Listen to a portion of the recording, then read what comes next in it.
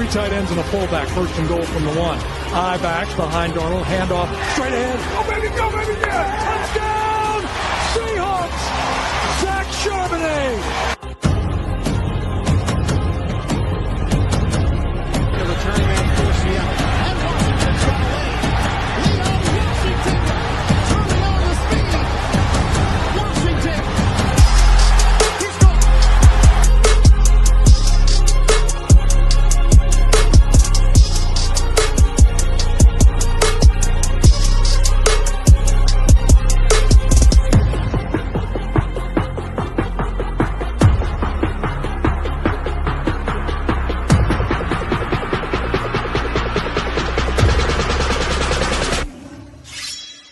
Good. Here we go. That's it. Rotate. Rotate.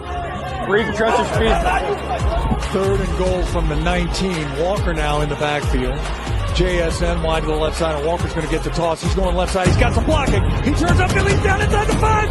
Touchdown! Seahawks! Kenneth Walker the third. The Seahawks score again. It is 30-17. Crabtree, broken up, picked off. This game is over.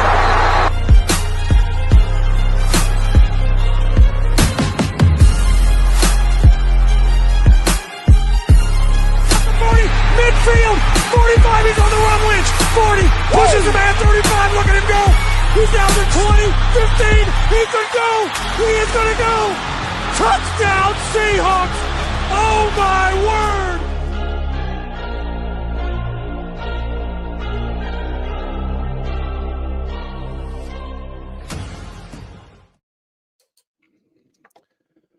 Welcome in, everyone, to another episode of the Hawks Eye Postgame Reactions Show. I'm your host, Bryce Coots, and let's talk about this Seahawks dominating win this Sunday. I know there's a bunch of you that have already jumped into the chat. That's awesome, and yeah, let's get into this. The Seahawks surprised me on this Sunday. I had kind of pegged them as a 27-13 win. We kind of discussed, myself, Dan V, and some others about maybe this potentially being a trap game. We're talking about a team that, was coming off a pretty big come from behind win in Pittsburgh, playing a team that's kind of been on the down so far this year.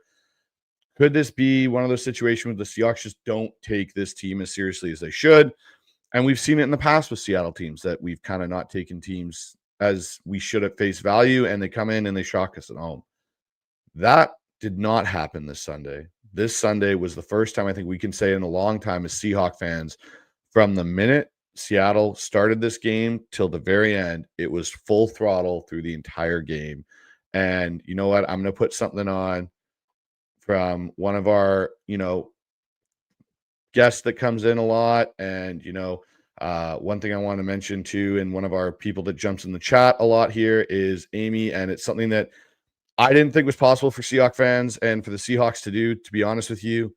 And that is, you can win the game in the first quarter. When was the last time we saw a Seattle team this dominant from the first drive? Like, they did it again. They shocked us again. They went down the field, opening possession, punched it in the end zone. And the more I see this offense come together, the more this defense is playing. And we're missing pieces to this defense right now. We're talking about no Julian Love, no Devin Witherspoon, no Nick Emenwari. You can see Mike McDonald's vision now coming into the light of this is what happens when we play complementary football. And to a point that even shocked me, our special teams. We have one of the best special teams units, and we were all, me included, I'll raise my hand for this, were terrified of how they looked in the preseason. And we were so worried after what we had seen last year with Jay Harbaugh. This unit now looks completely different and is a dominating factor. Like, our offense today, we ran 54 plays to New Orleans 70. We had almost 5 minutes less time of possession, which, as we talked about in previous shows, that's such a key thing. You want to own the time of possession game. You want to try and get as many, bites of that apple when it comes to plays. Well, you didn't need to today when your special teams is that dominant. We're talking about a huge Torrey Horton punt return. Haven't been able to say that we've got a legitimate punt returner in Seattle since Tyler Lockett. Now we're talking about the fact that we've got, it looks like a good kick returner, even well, and Derek Young, who ripped off a huge return. Two of them took almost a second one to midfield. And we still, even with that, had 320 yards of offense. We averaged almost 6 yards per play. So that's putting you in second in extremely manageable situations, second and 4, second and less than 4. Like, that's awesome. We only had 8 penalties. Yeah, some of them ticky-tacky ones. We got to clean that up a little bit. I'd say that's probably the only downside in this game is we still had 70 yards worth of penalties, which we can't do when we play better teams. But we were, we had 5 touchdown drives. We didn't just settle for field goals, which is another thing that, as we've seen with these past Seahawks teams where we get down the field, we get in the red zone, and we stall out. This red zone offense looks great. You look at the fade ball to Torrey Horton. You look at the boot rollout. We finally got a boot play today, and what does Sam Darnold do? Finds JSN on the crosser and throws it to him. We get a touchdown on the opening play. Like, there were just so many things to get excited about. But we look at our passing yards for Sam Darnold, or for the team, I should say. 60 and 21, 76% completion percentage, 233 yards, 2 touchdowns. Like, those are stats I can go, yeah, I'm good with my QB doing that. Like, those are things you want to see from an offense. And then you look at what, we got after Rattler a little bit, 2 sacks for defense. Byron Murphy's coming alive as a pass rusher. There's a lot of things to really be happy with. And, I know we look at the rushing stats, 33 carries, 87 yards, 2.6 yards a carry, 2 rushing touchdowns. I thought K9 ran the ball well. They didn't have a lot of cracks of the apple. If we're talking about, having 70 plays, that number probably goes up a bit in the yards per carry. You're able to do a couple more things. I really like. Now, the one thing I will say, our third down efficiency wasn't great in this game. We had essentially the same percentage as the Saints. We were 3 of 9 for 33 yards, but that's also good because our number of third downs were down. We were down to only 9 for the entire game, but I'd like to see that number still be around 4 or 5 for the conversion, not 3. Outside of that, though, you look at the rest of this, like the defense and everything, like this was a complete game. This was a complete thorough ass kicking of the Saints. And something that I think as Seahawks fans, for once, got to sit back, relax, and not have to worry that this game was going to turn at some point. And so, when you take a look at the game at a glance here, again, 300 total yards for Seattle on offense to 284 for the Saints. 218 passing yards, 87 rushing. Like, those are numbers that are good. You can win football games like that, especially when you have this defense playing the way this defense is playing right now. Like, they are lights out. And, I was worried, and I'm going to address this right now early on in this stream. One of my followers and viewers in here, Jason, comes in with, Bryce, can we address the Tyokata thing? All I hear is how good this dude is in practice, and he plays well in practice, but then plays like shit in the games. Do you agree, or I'm tripping? I think the expectation for Tyokata, like, I like Tyokata, but I always have seen Tyokata as a good rotational special teams guy. You got to see him in more action today. I thought he played better than he did in his first, game action against San Francisco this year, because they were able to play him back a little bit. He is a good depth safety. He is not a guy that you're coming in to have flashy plays be made. He was in the right spots. There were some blown coverages, which is to be expected with a backup player in. To answer your question, Jason, I think you got to look at Tyokata in what he should be rather than what the expectation is of people for him, which some people look at him and he does so well in preseason that, oh yeah, this guy's just ready to be, the next guy. No, he's not. Tyokata is a depth safety. That's what he is. He's a guy that's sometimes a fringe practice squad player. Like, you look at it next year, they could add somebody and Tyokata could be out. He's one of Mike McDonald's favorites because he's generally in the right spot. He works hard. That's kind of what Mike McDonald looks after. I think Mike McDonald looks at Tyokata in some respects the way he looked at Kobe Bryant last year when he came in and Kobe was transitioning from corner to safety or nickel to safety. And he works hard. He does things in the right way. But I don't think you'll ever see the upside that we've gotten out of Kobe Bryant. And today, Kobe Bryant was flying around. Like, I was like, okay, how is this going to work with Julian being out? Is Kobe going to have to be less aggressive in some respects to cover up for Tyokata and DeAnthony Belt? Nope. Kobe was flying around. He was laying the lumber on some guys. And it was awesome to see Kobe. He's playing for a contract extension potentially in Seattle. He played really, really well today and impressed me. And that whole defense did.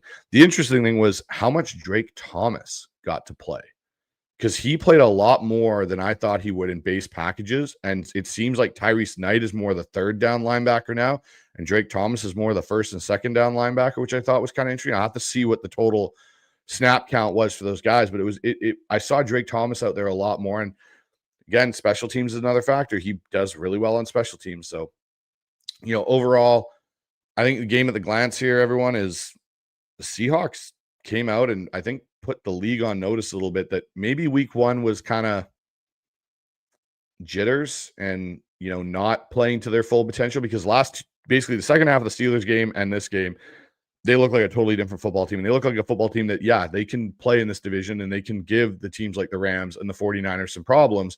And we get a good divisional test coming up here with the Cardinals, who took, the Niners down to the wire today. I think Seattle might be riding a lot of momentum going into Thursday night.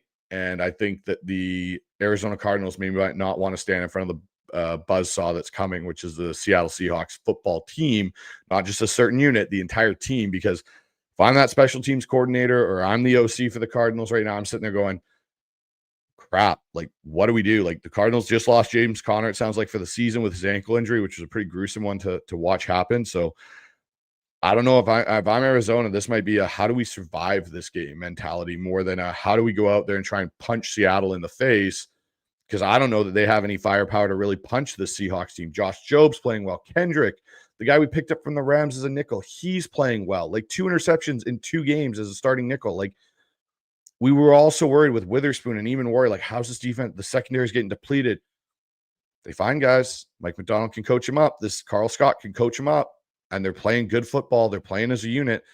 This team is truly like unified in what their goal is. And it's nice to see for once. There's no drama. There's no nothing. It's really, really good to see. So let's talk about this.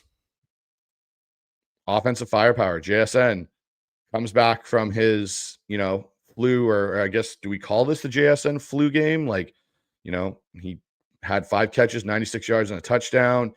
Weren't sure if he was going to play. It sounded like, flu, bug, whatever. Didn't seem to affect JSN. JSN almost went for 100 again.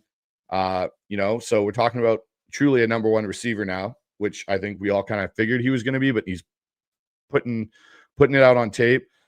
Sam Darnold looks like the quarterback we've all kind of wanted for a while, and, plays the game well, leads these guys, doesn't make bad decisions in the red zone. He's very protective of that football. Torrey Horton is going to be the steal of this draft. I'm telling you now, everyone's already talked about it. We've all talked about it as Seahawks fans. He was a steal for us that we got him where we did, because he's now our punt returner. He's also turning into a viable third receiver in this offense that, is, I think, at some point going to start taking away some snaps, maybe from Cooper Kupp in certain 2 receiver sets, just because of his speed and ability to get open. I think Kenneth Walker is finally comfortable in a running scheme again. And I know he didn't run for 100 yards today or, what he did, but the way he hits the hole now, how decisive he is in a lot of ways compared to how he's been in the past, you can see he's getting more comfortable and running the ball. Like, hey, last year we couldn't get a yard. Not really a problem for us this year with our goal line, heavy sets going in on the short yardage, and Robbie Oots just making holes wherever he wants to. The guy's just a full-on battering ram. Like, if you stand in Robbie Oots' way, and I heard it on the broadcast with McCourty today saying, like, if I was playing defensive back and I saw Robbie Oots, I would be throwing everybody in the way of him except for my own body. He's like, I would not take that guy on in a hole. And that's what you want your fullback to be. You want him to be that menacing force where it's like, hey, if he's going into that hole, whoever's going to meet him on the other side better bring it, because if they're not, they're going back the other way. And that's what we're seeing with Robbie Oots. Like, it was so balanced today. It was so nice to see. So let's get into some of your guys' thoughts and questions and such. We got, I'd rather be flying an X-Way going, I'm actually looking forward to Thursday night now. I can't wait to see Kyler trying to handle this buzzsaw of a defense. Yeah. And we already know Mike McDonald has kind of got Kyler's number. We saw it last year in Arizona, even in the first time we played them earlier in the year. I don't think Kyler wants to play this, man. I think he's very much sitting there going, okay, how quickly can I find a way to play Call of Duty and get out of this situation? How can I, maybe I come down with a flu and I can't play. Maybe we'll put, Tune out there at quarterback and see how he does. Dan comes in, Jay Harbaugh, special teams coach of the year. I will say, as of right now, Dan, yes, I still want to see this for a full season. I still want to see this unit. They're playing amazing right now. I absolutely love what I'm seeing, but I'm not ready to crown him special teams coach of the year until I see it for the full season. Stefan here, he goes, I think we'll outscore Arizona on Thursday too. Yeah, I think there's a very good chance of that, because Arizona now, without James Conner, their running game is going to be really interesting to see how they try and produce runs, because he was truly, and I think in some respects, he was the soul of that team in a lot of ways. Oh, my buddy Curtis Allen's in here. Great to see you, Curtis. He goes, this game was a mesh of a GM and coaching. Job, Jazz, Torrey, Drake Thomas, Deion Kendrick. The edges of the roster were terrific today. I love that last part of this, Curtis, is the edges of the roster were terrific. This whole chasing edges, 12 is one, the kind of the new slogans of this team. I really feel you got to see that today. The 12 is one, and the chasing of the edges, like they don't leave any stone unturned kind of a thing. We're seeing guys that were UDFAs and castoffs coming in here and absolutely balling out in the way that they're playing, and it's a real great thing to see. Yeah, I would agree with you there. Holani is a decent returner as well. It was interesting because on the kickoff returns for Young, I believe the guy beside him was Jacardier Wright, which was good to see. So, he got out there from some special teams, Amy, I love it. I agree with you, Amy. Jay gets to stay another week. Exactly. He hasn't earned a full pass yet. He got a hall pass. It's good for a certain time frame. You've got it for another week, and we'll go forward with that. What else do we got? Playlist Traven here goes, really excited for the rest of the season. I am too. I have said that the two games for me that I think will be interesting for the Seattle Seahawks will be the Buccaneers game, because that Bucs team is playing well. Now they're pretty beat up, especially on the O-line, but that Bucs team is playing well. And man, I cannot wait to see that game on TV. I know I'm jumping ahead a couple weeks here, but them and their white retros, the Buccaneers and those white creamsicle retro jerseys versus Seahawks and their retro blue, throwback blue. Oh, that is going to be like the best looking game of the NFL season, hands down, because by far, in my opinion, those are the two best jerseys on the NFL market right now, is the Seahawks retro blue and that Buccaneers white creamsicle 1970s throwback jersey. Like, they just look so good. Let's see, what else do we got? We've got Islam here. Cards won against the Saints by 7, and then Liners last week by 5. Seahawks beat them by 31. Good teams waste no time in beating down bad teams, especially at home. And I totally agree. That's one thing for me today that was so refreshing to see, is the Seahawks beat a team they should have beat. They were favored, I think, by 7.5 at kickoff. And they absolutely just hit the throttle, push that pedal to the ground, and just were go. Like, you try and keep up with us. And you could tell Kellen Moore could feel it early on in that game as a play caller for the Saints, because he started trying to go for it fourth down early in the game, even on their end of the 50. And it was like, yeah, that if you don't start manifesting some drives and some yards, this game's going to get away from you. And sure enough, it did. Dan, Kendrick keeps dropping one pick a game, so it seems. Yeah, I'll give him that. He does seem to drop one a game, but then he always makes up for it by actually getting one. So I'm okay with that as long as he keeps producing the interception. And to Amy's point, yeah, he's always in the right place. Oh, what else do we got in here before I get to our next little topic? Oh, this is a good one. C's comes in with, enjoyed seeing wide zone runs for 20 yards, even though it got called back on a penalty. How was the O-line today? I still nervous seeing K9 get stuffed on some runs. I do like the play action throws. I think that's something we're going to have to get used to a little bit with this offense in some respects, is there are going to be some negative runs. There are going to be some, lose 1 yard. There was the one where K9, I think, went to his left, had to turn back, come back to his right. He jumped over one of the Saints defenders and still lost a yard. You're going to see that because of the formations. You're going to see that because teams are going to know Seattle wants to run the ball and establish it. Now, the thing I'll say is those 0-yard runs, even though they may seem like nothing initially, having that be something that then you can go to the play action off of, because a lot of the runs Seattle gets 0 yards they still run the play action off of it. That still creates those linebackers and those safeties to hesitate. Like that one deep shot we got to JSN, you saw the play fake come off Sam drops back, hitches up, and lofts it right down the middle of the field. But that safety had to hold for a second and JSN was able to get behind him because he had to check that if it was a run, he had his run fit responsibility. So yes, the 0 yards can be frustrating, but when you're hitting those explosive plays at the same time, they kind of cancel each other out in a positive way, I would say. Yeah, agreed, Bill. A restored faith in Harbaugh and as Amy said, for a week. And, we'll go from there. Dad comes in with, you get a full year, don't listen to Amy. I'm sitting on the bench there with Amy going, you give me, like, if this unit continues this way till the halfway point, till our bye week, then I'm more likely to, give him the benefit of the doubt.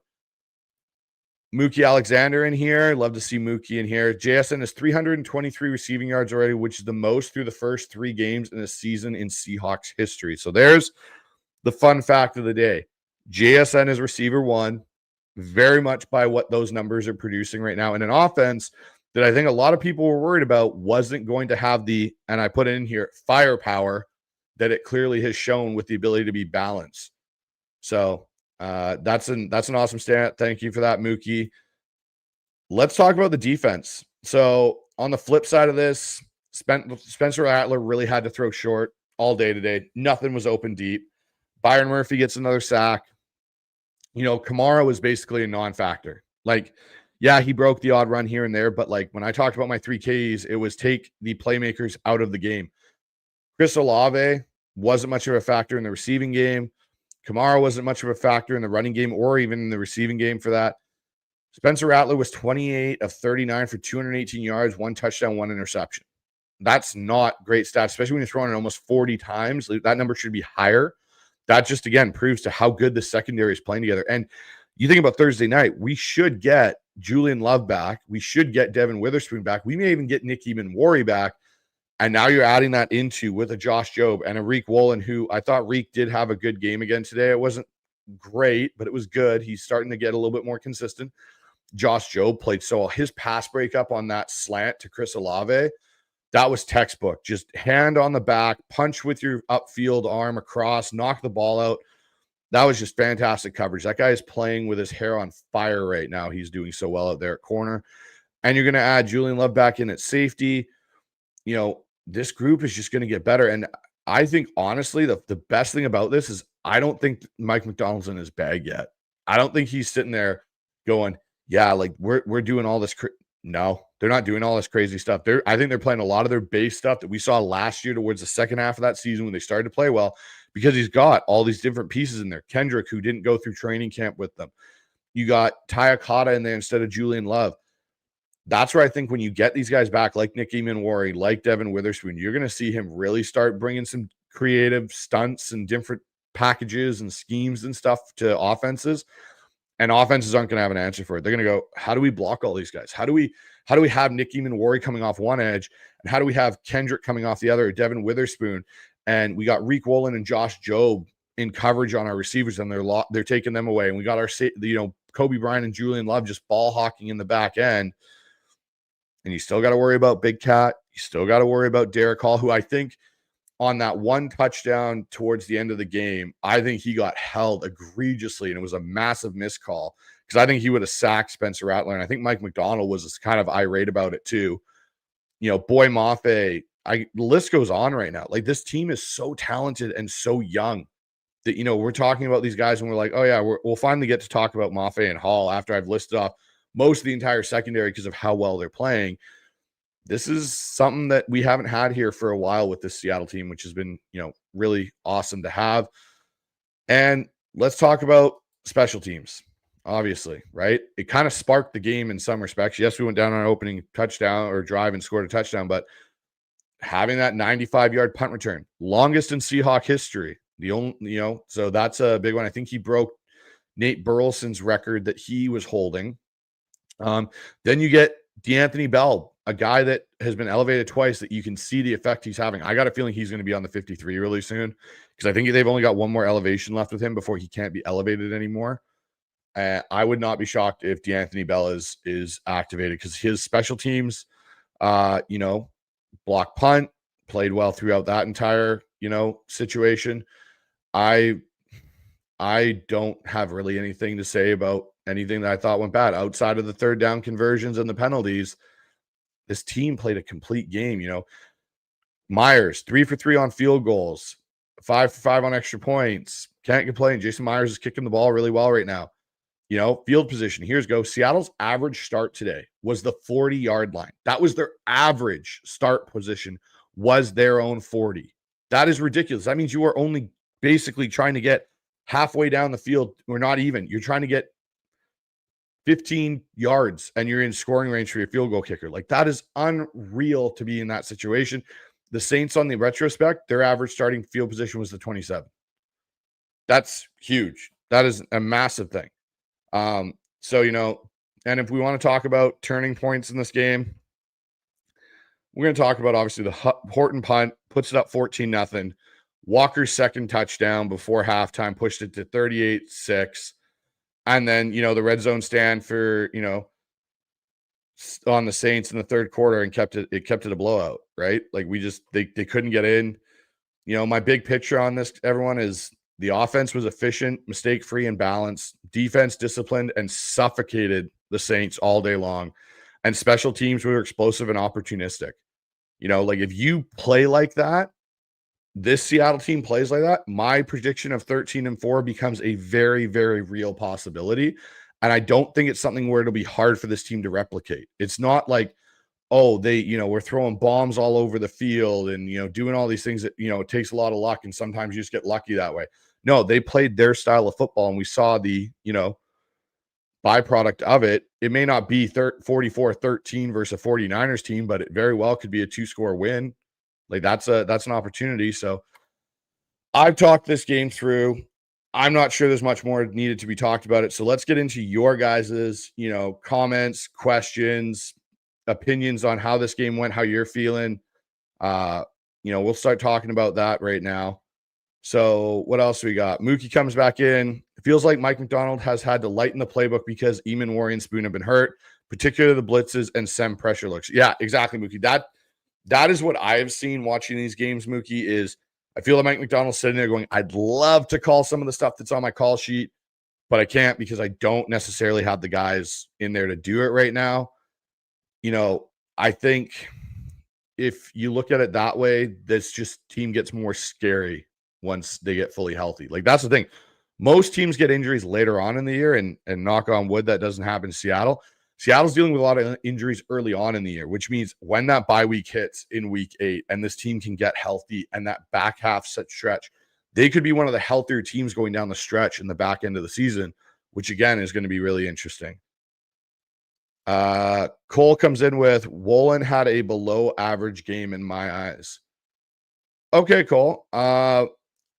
I want to kind of know why you feel it was a below average game and what an average game for you for Reek Wolin kind of is your expectation. Because I thought Reek played fine today in what he was done. I didn't think Reek got necessarily burned a lot in this game or got caught looking and staring. I think he had a good game and a consistent game for Reek Wolin. And I know some people want to see interceptions. They want to see those things. I think Reek played fine in the back end. Bill Anderson, Horton, here's a who. That's good. Rockman drums. My coffee table is saved from a Chris Farley belly flop. We win. Sweet. Yes, Johnny. 23. DeAnthony Bell is a baller. He played really, really good. Yes, Will, I agree with you on this. The pass protection again was good. I thought the run blocking was good.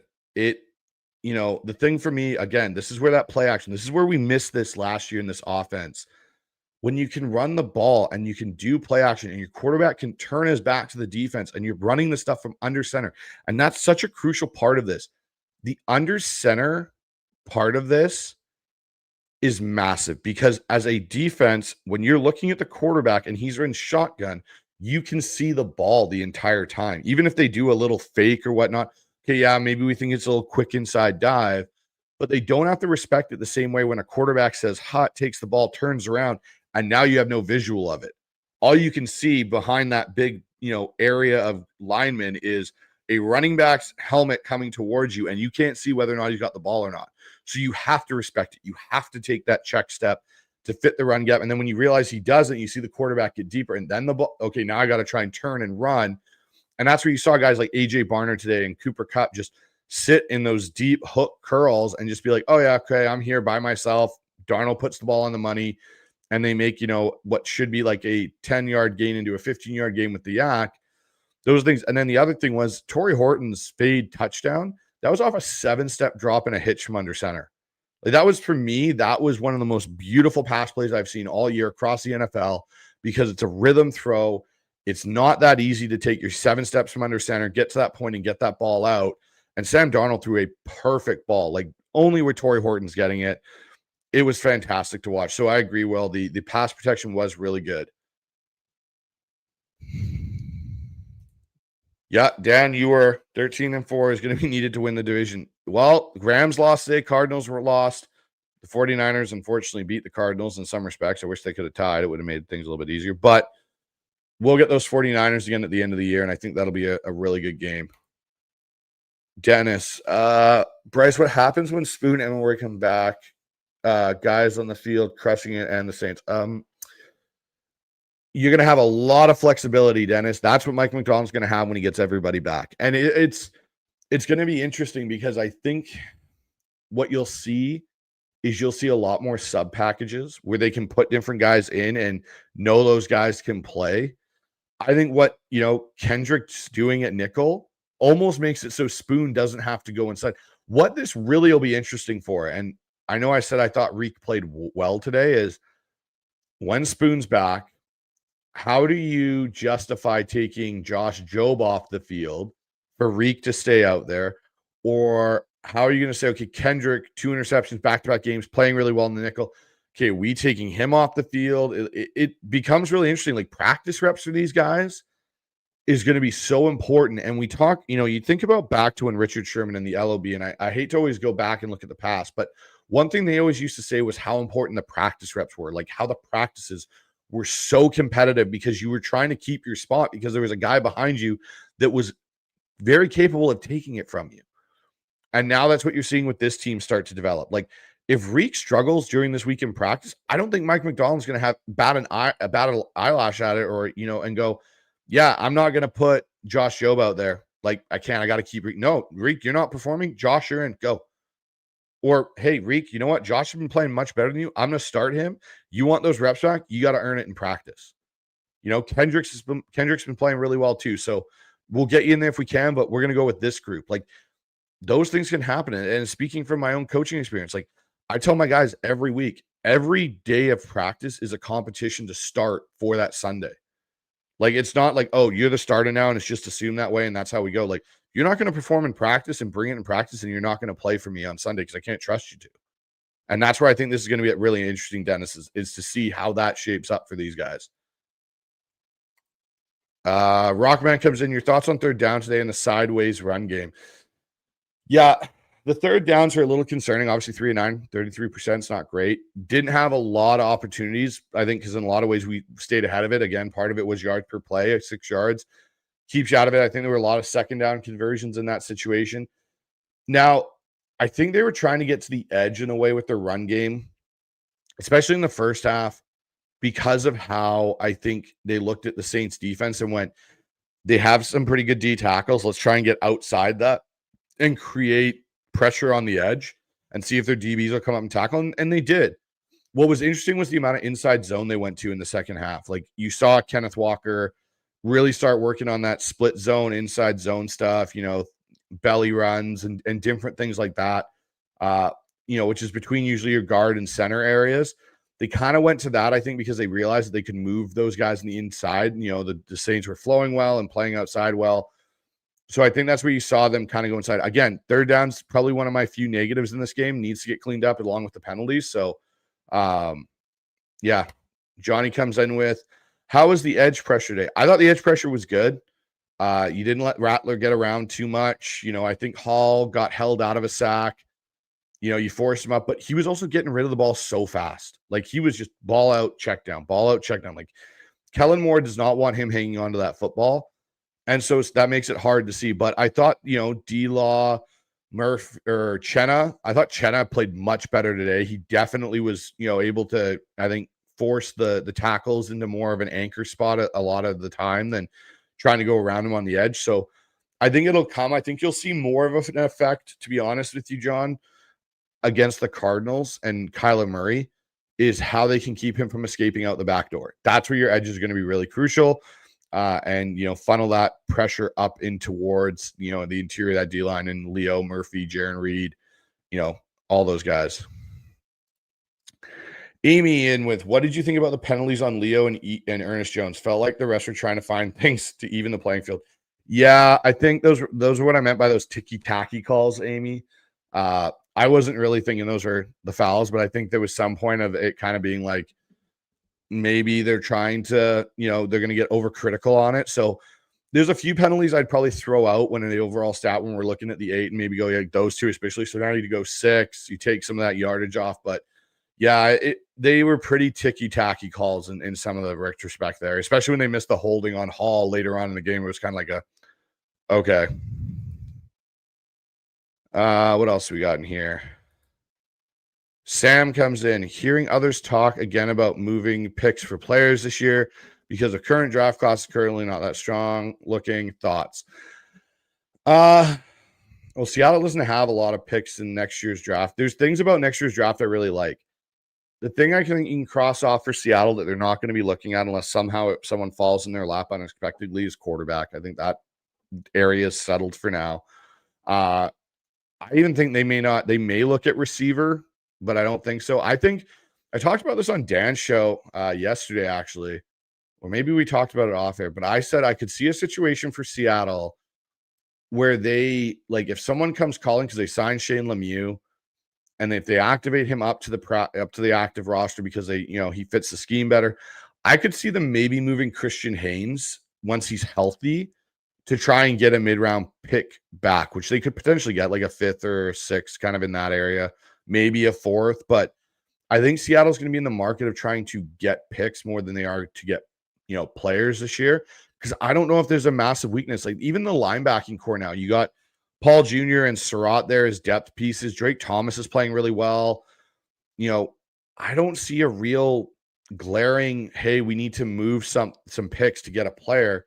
I think it might be the other way where Seattle tries to actually sell off a player like a Christian Haynes that maybe just isn't going to work here and go get a pick back in return to fill out some of that. That's what I think you could see potentially there, Sam.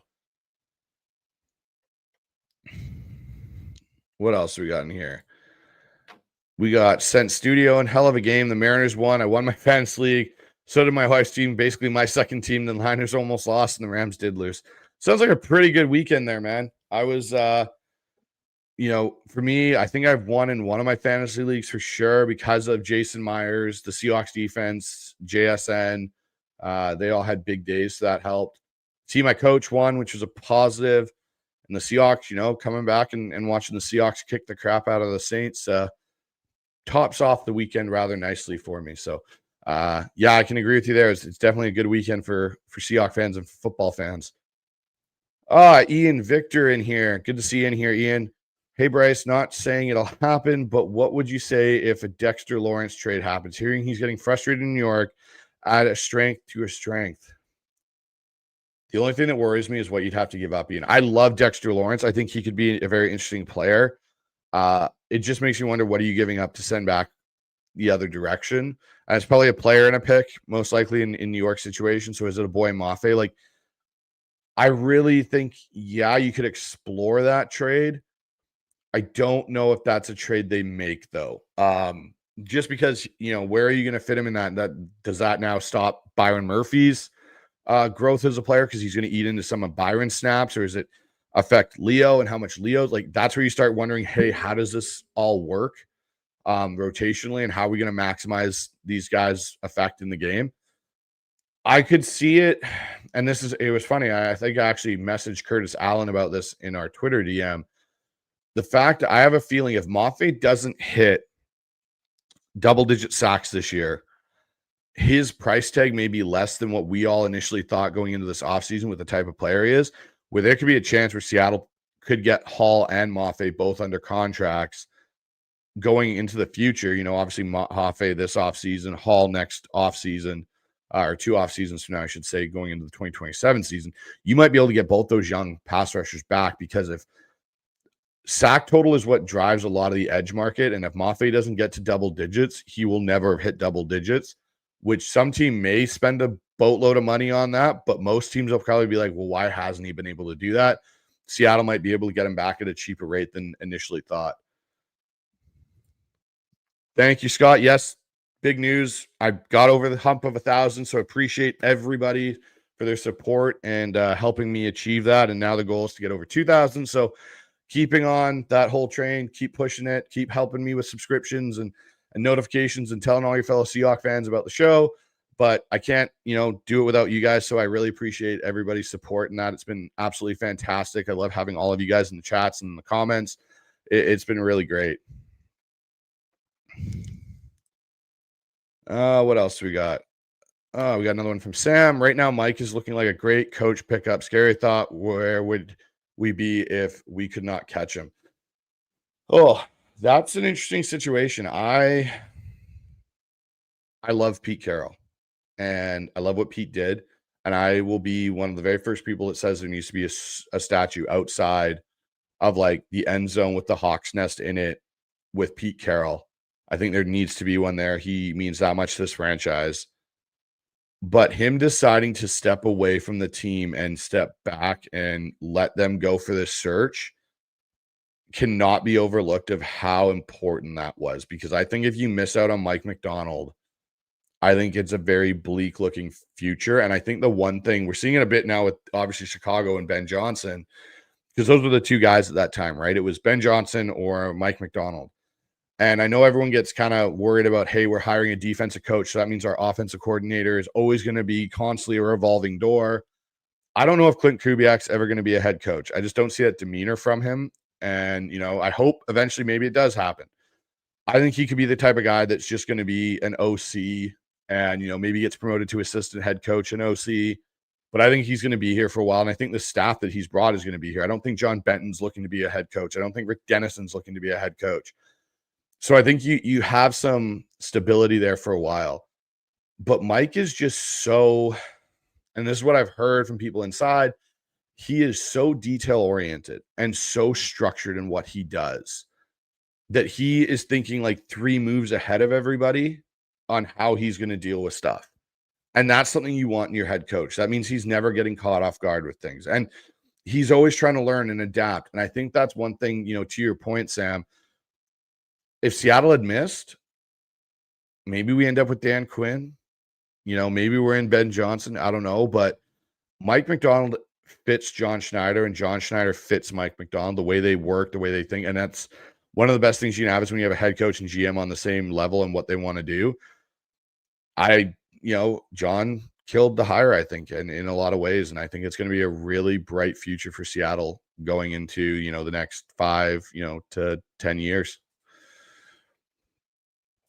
Ian, I think we can win our next 5. Yeah, I think so. I think the Bucs will be tough. I think that road trip to Jacksonville could be the weird trap game. That's what I was saying on Dan's show, is just going that distance from Seattle after playing probably a very physical game with the Bucs. That's one of those games where it could be like that one little hiccup. And like I've said, going into the bye, I want this team at 5-2 minimum. So if they go in 6-1, I'm happy. If they go in 5-2, I'm still happy. What else do we got? Oh, Cole finally came back with an answer. Okay, let's see, Cole. He was saying way too soft for what his physical ability gives him. I'll admit, I don't know what the calls were, but I was at the game and he was constantly a gap, even with the others being much tighter. Yeah, it could have been potentially Cole. They may have had him playing off and off coverage in some ways and a little bit softer because they were shooting other guys into spaces underneath it. It also could be that Reek just didn't want to give up a big play, right? Like at some points in that game, he may be told, hey, give the cushion, give him the underneath stuff, rally up to it. Just don't get beat over the top. And considering what happened to him in the 49ers game, it kind of makes a little bit of sense for him to maybe be a little bit less tight and pressed up playing these guys. So, yeah. Dan with a good one. Would you trade Reek for a 3rd-round pick? No, because I think if you let Reek walk in the offseason, you'll get a third round comp anyways.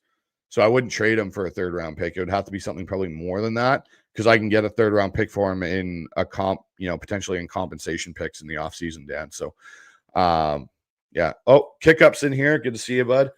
Have Spoon and Job outside with Eamon inside with a nickel. Yeah, they could. And they could also do ones where you get your dime out there to kick up and you got Eamon and Kendrick at the nickel spot. So that could definitely be an interesting one. What else? We'll go a couple more minutes here, everybody, and then we'll wrap it up because I know it's getting late. What else do we have in here that I want to pull up? Rockman, Dan Quinn took a shot on the sidelines today, got a bloody nose, and got laid out. Just saying. Yeah, I know. I saw that. Mariota ran him over, and he definitely took a pretty solid hit there. Good to see him bounce up. Good to see that he, outside of the bloody nose and stuff, there weren't too many lingering concerns for Dan Quinn, but yeah, it's interesting, this NFC, because I think it's truly wide open. Like the Eagles, they did struggle with the Rams, and I don't look at that Rams team and I'm not overly terrified. Like I think we can play with them. I think we have enough talent to play with them. We saw it last year, and I think we have a better offense this year to play against them. And I think our defense is better. So like I don't see the NFC as this big daunting task. I think Tampa Bay is going to give us some problems because of the weapons they have. And Baker Mayfield, I think, is playing at an MVP level this season. And so the NFC is truly wide open for the Seahawks if they get on a roll here.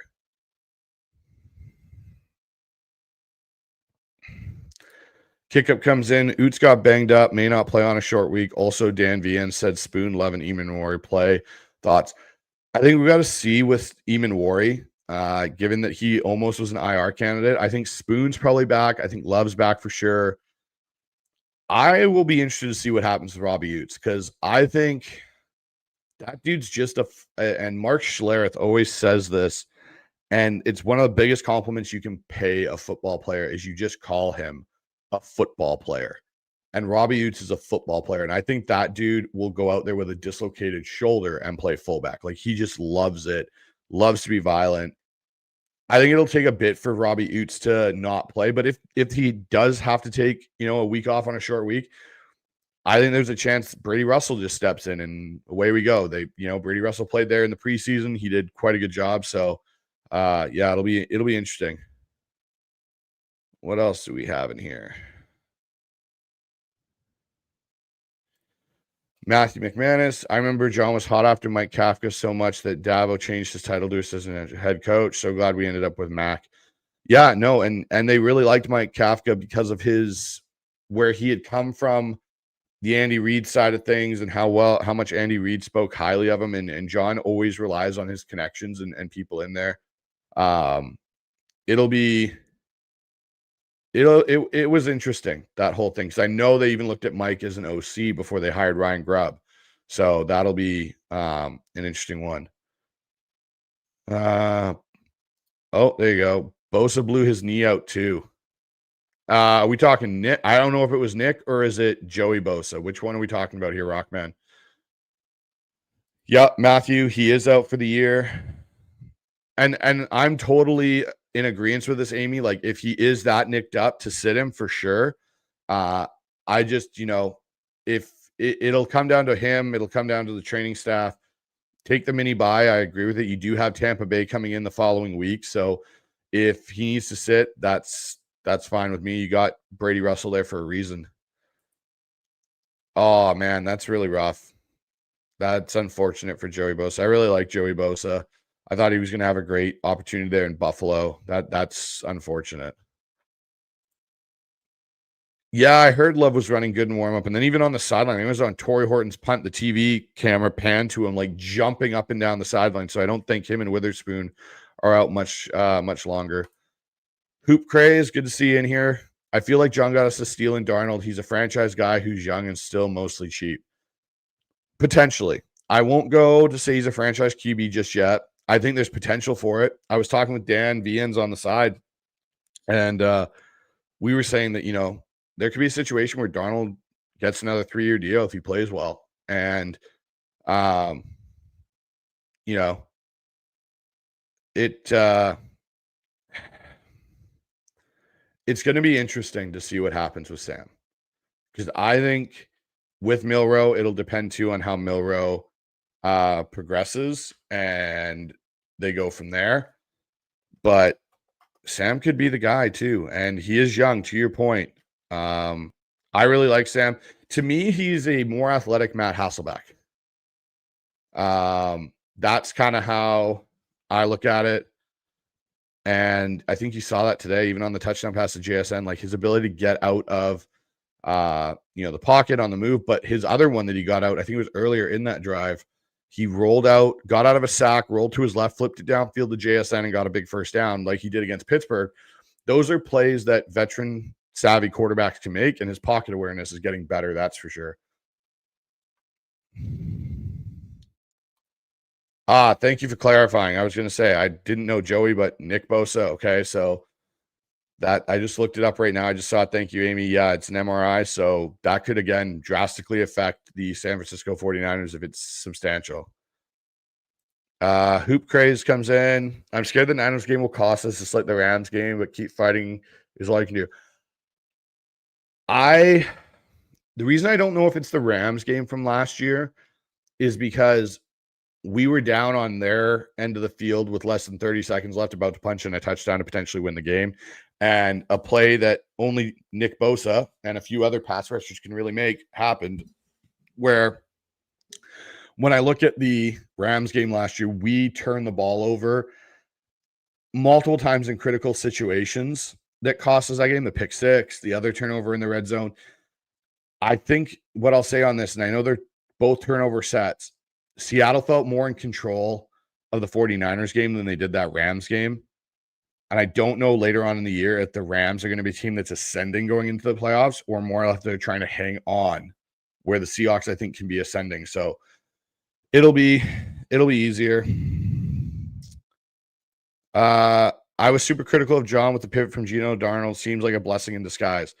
Yeah, I know. I heard, that Geno had a rough game today against the Commanders.